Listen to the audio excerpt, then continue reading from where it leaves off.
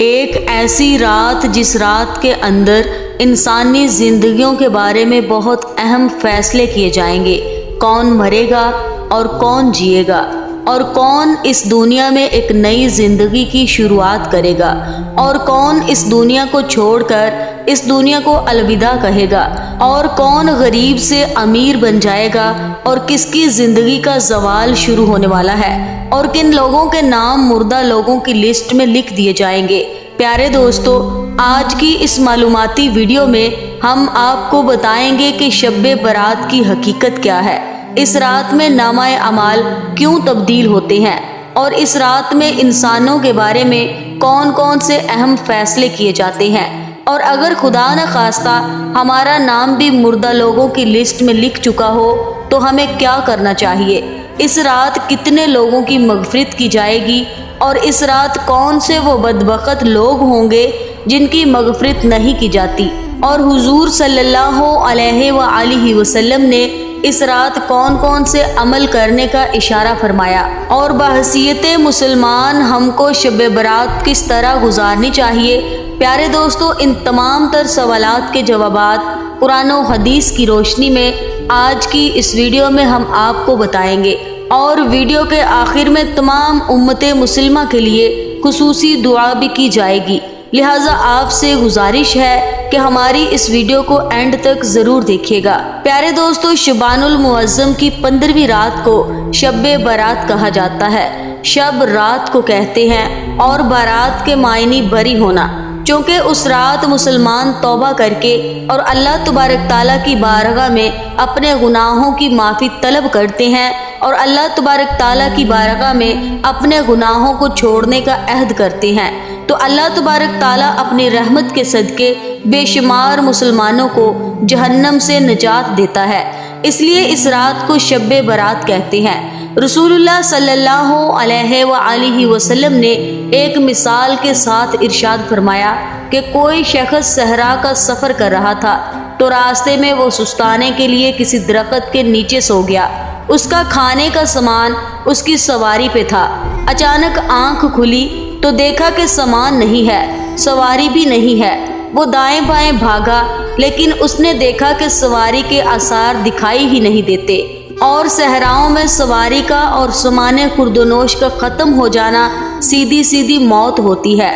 تو وہ موت کے انتظار میں درخت کے نیچے دوبارہ آ کے لیٹ گیا، اور اس کی آنکھ لگ گئی۔ پھر اچانک آنکھ کھلتی ہے تو دیکھتا ہے کہ سواری بما ساز و سامان اس کے پاس کھڑی ہے۔ تو سواری کیا ملی؟ اس کو تو زندگی مل گئی۔ تو شدت فرحت سے خوشیوں کے ہجوم میں وہ اتنا گم ہو گیا کہ وہ کہنے لگا، اللہم انت عبدی وانا ربک، اے اللہ تو میرا بندہ اور میں تیرا رب۔ کہنا اس نے یہ تھا کہ تو میرا رب اور میں تیرا بندہ، لیکن خوشیاں اتنی تھیں، جب بھی تیری قربت کے امکان نظر آئے ہم اتنے خوش ہوئے کہ پریشان نظر آئے۔ تو خوشیوں کے ہجوم میں جو کہنا تھا وہ نہیں کہہ پا رہا تھا۔ تو فرمایا کہ بتاؤ اسے کتنی خوشی ہوئی جب اس کو اونٹ مل گیا اور زندگی مل گئی۔ تو صحابہ نے کہا، حضور بہت خوشی ہوئی۔ فرمایا جب کوئی شخص توبہ کرتا ہے تو میرا رب اس سے بھی زیادہ خوش ہوتا ہے، سبحان اللہ، اس سے بھی زیادہ راضی ہوتا ہے کہ میرا بندہ پلٹ کے میرے حضور آ گیا۔ اور پھر اگر وہ توبہ کرنے والا نوجوان ہو تو پھر تو اللہ بہت ہی خوش ہوتا ہے۔ بلکہ رسول کریم صلی اللہ علیہ وآلہ وسلم نے ارشاد فرمایا، انا حبیب اللہ، میں اللہ کا حبیب ہوں۔ اور پھر فرمایا، وہ جوان جو جوانی میں توبہ کرے وہ بھی اللہ کا حبیب ہے۔ پھر فرمایا، او بھاگنے والے آجا پلٹ کے، اس کی رحمتیں آوازیں دے رہی ہیں۔ ویسے اس کی رحمتیں تو ہر دم ہر لمحہ بندے کو پکارتی ہیں، لیکن یہ رتیں اور یہ موسم، جس طرح کا موسم آج آپ کو اور مجھے میسر ہے، یہ اس کی رحمتوں کی عمومیت کا اور اس کی رحمتوں کی فراوانی کا موسم ہوتا ہے۔ اور حدیث میں آتا ہے کہ قبلہ بنو قلب کی بکریوں کے بالوں کے برابر گناہگاروں کو جہنم کی آگ سے آزاد کر دیا جاتا ہے، اور وہ تو بد نصیب شخص ہے جو ایسی بابرکت راتوں کے دامن میں بھی حصہ وصول نہیں کر پاتا۔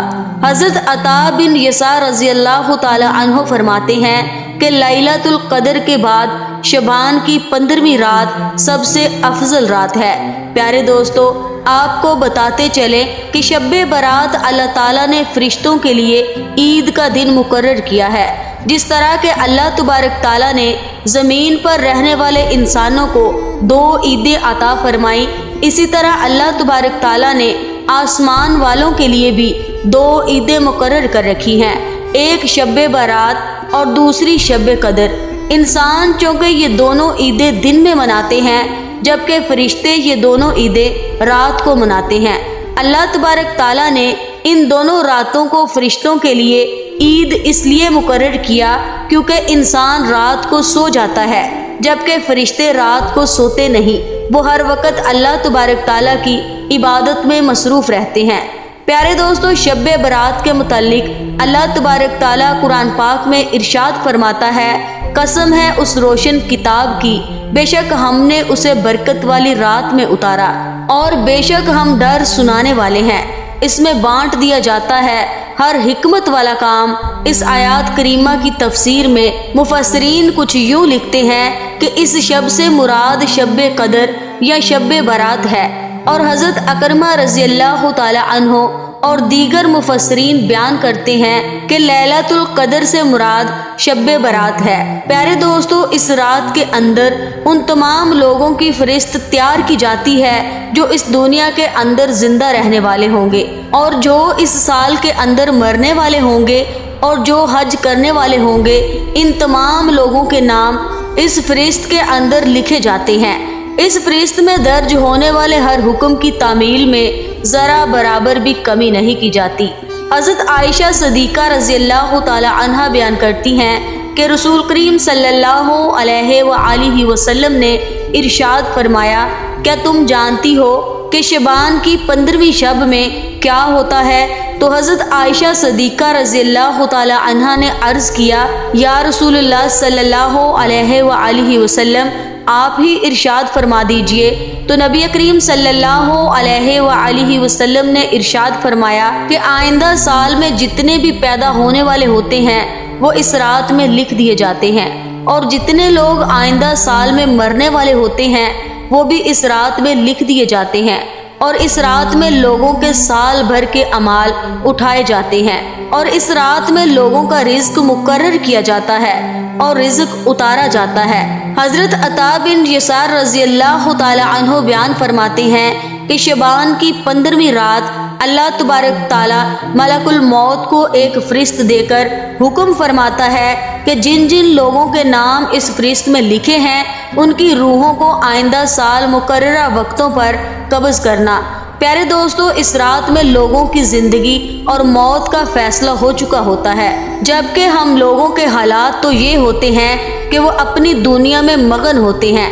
کوئی اپنا بینک بیلنس بڑھانے کے چکر میں لگا ہوتا ہے، تو کوئی اپنی کوٹھی اور بنگلہ تیار کرنے کی کوشش میں لگا ہوتا ہے، تو کوئی اپنی شادیوں کی تیاری میں لگا ہوتا ہے، جبکہ وہ یہ نہیں جانتا کہ اس کا نام مردہ لوگوں کی لسٹ میں لکھا جا چکا ہے۔ حضرت عثمان بن محمد رضی اللہ تعالی عنہ سے مروی ہے کہ سرور کائنات حضرت محمد مصطفیٰ صلی اللہ علیہ وآلہ وسلم نے ارشاد فرمایا کہ ایک شعبان سے دوسرے شعبان تک لوگوں کی زندگی منقطع کرنے کا وقت اس رات میں لکھا جاتا ہے، یہاں تک کہ انسان شادی بیاہ کرتا ہے اور اس کے بچے پیدا ہوتے ہیں، حالانکہ اس کا نام مردوں کی فہرست میں لکھا جا چکا ہوتا ہے۔ اور شب برات کی ایک بہت بڑی خصوصیت یہ بھی ہے کہ اس رات میں اللہ تبارک تعالیٰ بے شمار لوگوں کی بخشش فرماتا ہے، جیسا کہ حضرت عائشہ صدیقہ رضی اللہ تعالی عنہا بیان فرماتی ہیں کہ ایک رات میں نے حضور اکرم صلی اللہ علیہ وآلہ وسلم کو اپنے پاس نہ پایا تو میں آپ کی تلاش میں نکلی۔ میں نے دیکھا کہ حضور نبی کریم صلی اللہ علیہ وآلہ وسلم جنت البقیع میں تشریف فرما ہے، اور آپ صلی اللہ علیہ وآلہ وسلم نے فرمایا، کیا تمہیں یہ خوف ہے کہ اللہ تبارک تعالیٰ اور اس کا رسول تمہارے ساتھ زیادتی کریں گے؟ میں نے عرض کیا، یا رسول اللہ صلی اللہ علیہ وآلہ وسلم، مجھے یہ خیال ہوا کہ شاید آپ کسی دوسری اہلیہ کے پاس تشریف لے گئے ہیں، تو حضور پاک صلی اللہ علیہ وآلہ وسلم نے ارشاد فرمایا، بے شک اللہ تبارک تعالیٰ شبان کی 15ویں شب آسمان دنیا پر اپنی شان کے مطابق جلوہ گر ہوتا ہے، اور قبلہ بنو کلب کی بکریوں کے بالوں سے بھی زیادہ لوگوں کی مغفرت فرماتا ہے۔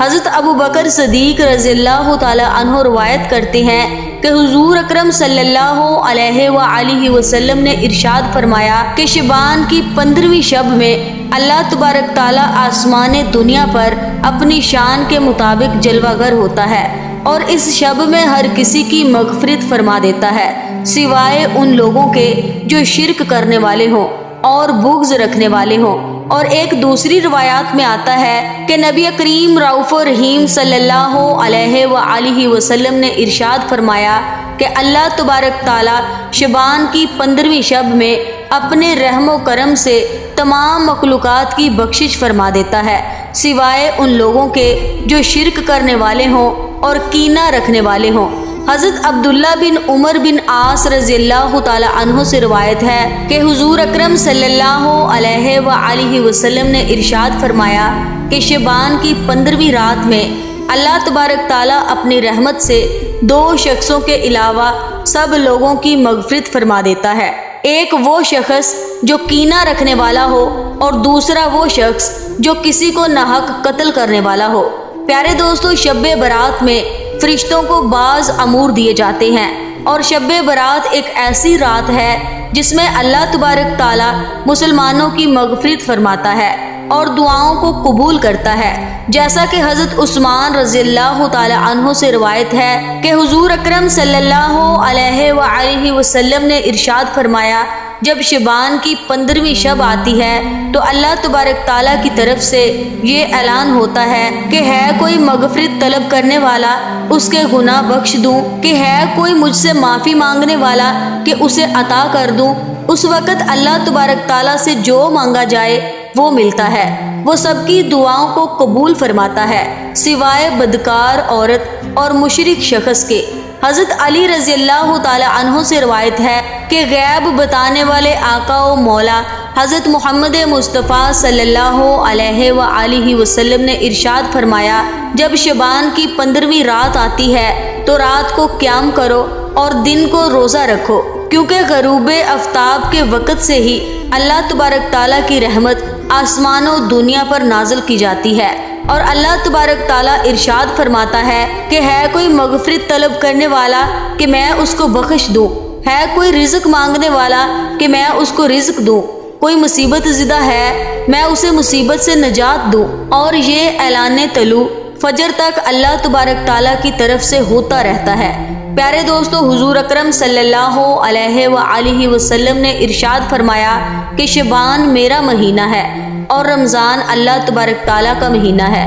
روایات میں آتا ہے کہ حضور اکرم صلی اللہ علیہ وآلہ وسلم ماہ رمضان کے علاوہ شبان المعظم میں روزے رکھا کرتے تھے اور اللہ تبارک تعالیٰ کی عبادت کے لیے کمر بستہ ہو جاتے، اور حضور اکرم صلی اللہ علیہ وآلہ وسلم شبان المبارک میں بہت زیادہ اللہ تبارک تعالیٰ کی عبادت کیا کرتے اور صحابہ کرام کو اس کی تلقین کیا کرتے۔ لیکن افسوس کہ آج کے دور میں لوگ اس مقدس رات کو آتش بازی کی نظر کر دیتے ہیں۔ جس رات میں اللہ تبارک تعالیٰ سے مغفرت طلب کرنی چاہیے، اس رات کو آج کے مسلمان فضول خرچی اور آتش بازی میں گزار دیتے ہیں، اور اللہ تبارک تعالیٰ کو راضی کرنے کی بجائے الٹا ان گناہوں کے اندر مبتلا ہو کر اللہ تبارک تعالیٰ کی نافرمانیاں کرنے لگتے ہیں اور اللہ تبارک تعالیٰ کو ناراض کر بیٹھتے ہیں۔ پیارے دوستو، اس رات کے اندر ہمیں کثرت سے اللہ تعالیٰ کی عبادت کرنی چاہیے اور ہمیشہ ہمیشہ کے لیے اپنے گناہوں سے توبہ کرنی چاہیے، کیونکہ ہو سکتا ہے کہ ہمارا نام بھی ان لوگوں کی فہرست میں لکھا جا چکا ہو جو اس سال مرنے والے ہیں۔ ہمیں چاہیے کہ ہم اپنے تمام گناہوں سے توبہ کریں اور اللہ تبارک تعالیٰ کی بارگاہ میں اپنے گناہوں کی معافی طلب کریں۔ پیارے دوستو، شب برات کی رات کو اللہ تبارک تعالیٰ کی بارگاہ میں گزارنا چاہیے اور شب بیداری کرنی چاہیے، جیسا کہ رسول اللہ صلی اللہ علیہ وآلہ وسلم خود بھی شب بیداری کرتے اور دوسروں کو بھی شب بیداری کرنے کی تلقین فرماتے اور اللہ تبارک تعالیٰ کی عبادت کرنے کا حکم ارشاد فرماتے۔ اللہ تبارک تعالیٰ سے دعا ہے کہ اے رب کریم ہماری خطائیں معاف فرما۔ اے اللہ، ہم مانتے ہیں کہ ہم گناہ گار ہیں، مگر اپنے در سے محروم نہ کر میرے مولا۔ اللہ ہمیں معاف کر دے۔ اے آسمانوں اور زمین کے مالک، اے پہاڑوں اور سمندروں کے مالک، اے انسان اور جنات کے معبود، اے عرش عظیم کے مالک، اے فرشتوں کے معبود، اے عزت و ذلت کے مالک، اے بیماروں کو شفا دینے والے، بادشاہوں کے بادشاہ۔ اے اللہ، ہم تیرے گناہ گار بندے، ہم تیرے خطا کار بندے، ہم تیرے عاجز بندے تیری پاکی بیان کرتے ہیں اور تیرے آگے دعا کے لیے ہاتھ پھیلاتے ہیں۔ ہماری خطاؤں کو معاف فرما۔ یا اللہ، موت کی سختی سے بچانا۔ ہماری روح جب اس دنیا سے رخصت ہو تو اے اللہ تجھے ملنے کے لیے اسے کوئی شرمندگی نہ ہو۔ یا اللہ، قبر کی اندھیری راتوں اور عذاب سے بچانا۔ منکر و نکیر کے سوالات کے وقت ہماری مدد فرمانا۔ ہمیں قبر میں پہلے سے ہی ایک رفیق عطا فرمانا۔ ہماری قبروں کو روشن کر دینا، ہماری قبروں کو کشادہ کر دینا۔ اللہ پاک ہمیں قیامت کی رسوائی سے بچا لینا، ہمیں اپنے عرش کے سائے میں جگہ دینا۔ یا اللہ، قیامت کے روز اپنا دیدار نصیب فرمانا۔ ہمیں نامہ اعمال ہمارے دائنے ہاتھ میں دینا۔ یا اللہ پاک ہمیں قیامت کی گرمی اور جہنم کی آگ سے محفوظ فرمانا۔ اے پاک پروردگار، ہم سب مسلمانوں کو نبی پاک صلی اللہ علیہ وآلہ وسلم کی شفاعت نصیب فرما۔ ہم سب کو حوض کوثر کا پانی پینا نصیب کرنا۔ پل صراط کو بجلی جیسی تیزی سے پار کروا دینا۔ ہمارے گناہوں کا دنیا میں بھی پردہ رکھنا اور آخرت میں بھی پردہ رکھ کے ہمارے تمام گناہوں کو معاف فرما کر ہمیں جنت الفردوس میں اعلیٰ مقام عطا فرمانا۔ یا اللہ، جتنے مسلمان مرد عورتیں فوت ہو چکے ہیں ان سب کی مغفرت فرما، ان کی قبروں پر اپنی رحمت نازل فرما اور ان کو درجات بلند عطا فرما۔